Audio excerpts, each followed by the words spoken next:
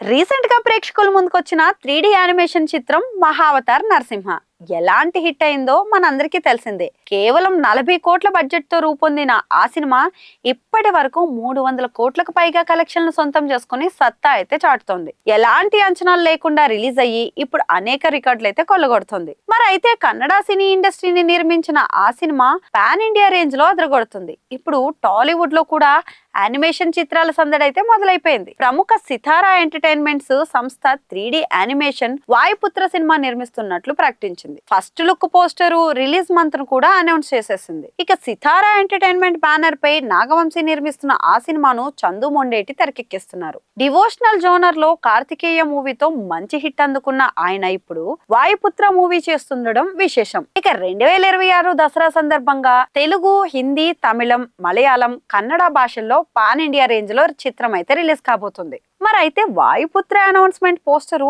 ఇప్పుడు సోషల్ మీడియాలో వైరల్ గా మారి ఒక రేంజ్ లో అందరినీ ఆకట్టుకుంటుంది. హనుమంతుడు కొండపై నిలబడి దహనం అవుతున్న లంకను చూస్తున్న పవర్ఫుల్ పోస్టర్ అది. ఇక సినిమా ద్వారా మేకర్స్ అందించాలనుకుంటున్న ఇతిహాస స్థాయి, ఆధ్యాత్మిక లోతును ఆడియన్స్ కు క్లియర్ గా అర్థమయ్యేలా చెప్తుంది. కేవలం సినిమా కాదు, థియేటర్లను దేవాలయాలుగా మార్చే పవిత్ర దృశ్యంగా కనిపిస్తుంది. మునిపెన్నడూ లేని విధంగా భక్తి పారవశ్యంలో ఆడియన్స్ ను ముంచేయడానికి సిద్ధమవుతున్నట్లు అనిపిస్తుంది. వాయుపుత్ర ఒక సినిమాటిక్ మైల్ స్టోన్ గా మారబోతున్నట్లయితే అర్థమవుతుంది. మరి భారీ స్థాయిలో 3D యానిమేషన్ చిత్రంగా సందడి చేయబోతుంది వాయుపుత్ర మూవీ.